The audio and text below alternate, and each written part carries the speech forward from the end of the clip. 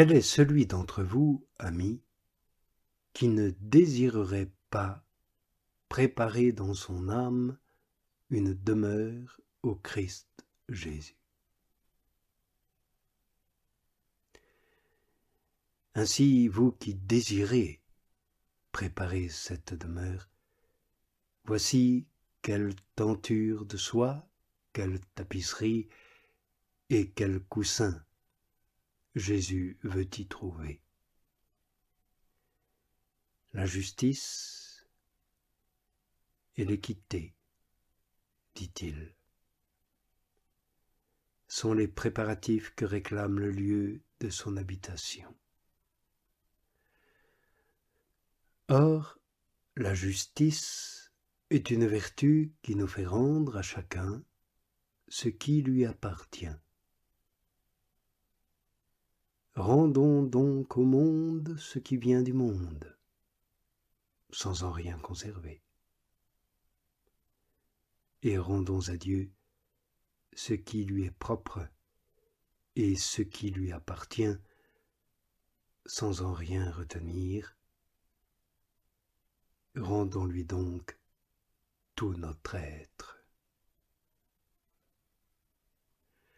Enfin, rendons au prochain ce qui lui est nécessaire, en subsistance et en conseil, sans profiter de son besoin pour l'asservir à notre volonté propre.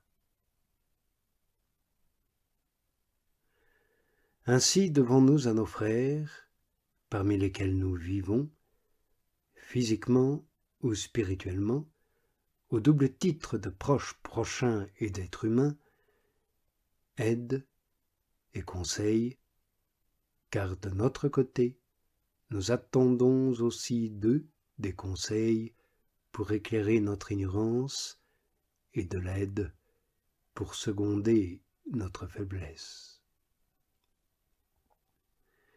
Et sans sortir des prérogatives de l'autorité reçue et de l'obéissance et de la discrétion qui en découlent, nous trouverons toujours quelque chose à faire pour notre frère si nous avons la charité fraternelle au fond du cœur. Quant au conseil, vous me direz sans doute, et avec raison, qu'il y a grand orgueil à vouloir guider son prochain lorsqu'on est soi-même en grande imperfection.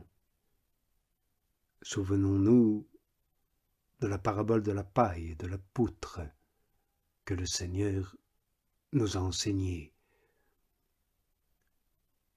À cela je répondrai que vous ne sauriez donner meilleur conseil que d'enseigner, c'est-à-dire de témoigner par votre exemple d'une vie toute cachée dans le Christ Jésus, toute attachée à sa personne. Ainsi, portez vers ce qui est mieux par les conseils non de la langue, mais par les conseils des œuvres de la vérité.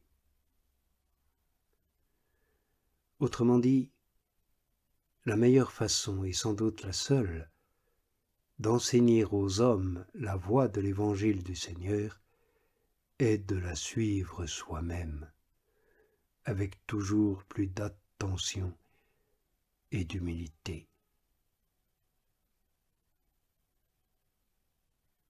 Y a-t-il en effet assistance plus utile et plus efficace que de prier avec piété pour le prochain, d'avoir à cœur non seulement de ne lui donner jamais aucune occasion de chute,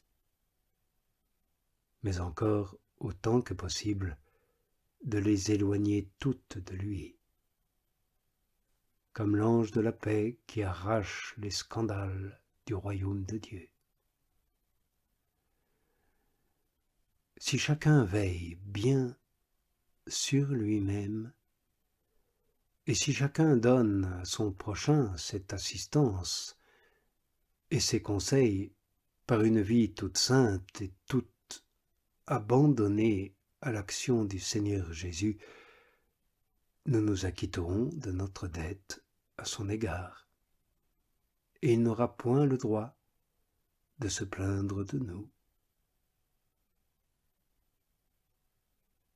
Mais hélas, malheureux homme que je suis, où irai-je si j'ai le malheur de garder avec négligence un si grand trésor, un dépôt si précieux que Jésus l'estime plus que son propre sang? S'il m'avait été donné de recueillir au pied de la croix le sang du Seigneur qui coulait de ses blessures, et que je dusse le porter souvent dans un vase fragile, quelles ne seraient point les transes de mon esprit en pensant au danger que je cours. Oui, il est certain que le dépôt de celui qui doit être le canal des grâces du Seigneur, et pour soi-même et pour son prochain, est d'un prix inestimable, puisque le négociant plein de sagesse, ou plutôt que la sagesse elle-même, a donné tout son sang pour se le procurer. Et de plus, c'est dans des vases bien fragiles, beaucoup plus exposés à se rompre que des vases de verre, que ce dépôt a été remis. Ajoutons à cela, pour comble d'inquiétude et pour surcroît de crainte, que sa conscience propre et que la conscience du prochain sont toutes deux insondables comme l'abîme, obscures comme les ténèbres de la nuit. Néanmoins, j'en suis établi le gardien, et j'entends une voix qui me crie : « Sentinelle, qu'as-tu vu cette nuit, sentinelle ? Qu'as-tu vu cette nuit ?» Et je ne puis répondre comme Caïn : « Suis-je le gardien de mon frère ?» Mais je dois, avec le prophète, proclamer bien haut que, si ce n'est le Seigneur lui-même qui se charge de la garde d'une ville, c'est en vain que veille celui qui la garde. Ainsi, pour préserver ce très doux et très inestimable dépôt, mettons notre corps et notre âme sous le joug du Seigneur, et laissons-nous guider dans la voie de sa justice. Mais il n'est point que la justice qui soit chargée de préparer la demeure de la sagesse. Le jugement l'est aussi. Après tout, si nous rendons à nos supérieurs, à nos égaux et à ceux que nous guidons ce que nous leur devons, ne donnerons-nous rien à Dieu ? Mais nul ne peut s'acquitter à son égard de tout ce qu'il lui doit, tant il a accumulé de trésors de miséricorde en nous, tant est grande la multitude de nos fautes, tant nous sommes fragiles et de pur néant, tant il est grand et se suffit à lui-même, tant enfin il est sans besoin de nous. J'ai pourtant entendu un homme à qui il avait révélé les secrets et les mystères de sa sagesse, et cet homme s'écria que la majesté du grand roi éclate dans son amour pour la justice. Il ne demande donc de nous rien de ce qui ne se trouve déjà en lui. Il ne nous demande que de lui avouer simplement nos iniquités et reconnaître simplement notre indigence et notre néant. Et lui nous justifiera, sans aucun mérite de notre part, afin de nous faire estimer sa grâce comme elle le mérite.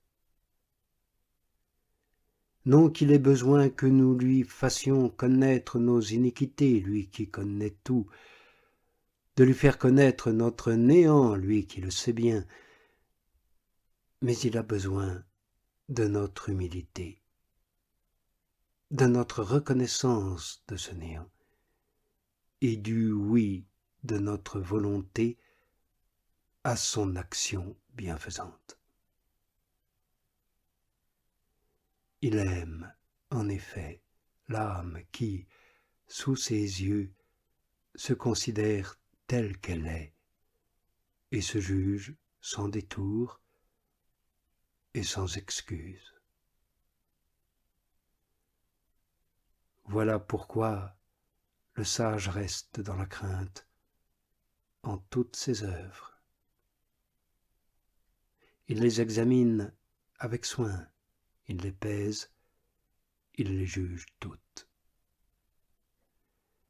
C'est parce que tout homme qui reconnaît en toute vérité et confesse en toute humilité ce qu'il est et ce que sont toutes ses œuvres telles qu'elles sont en effet, honore la vérité.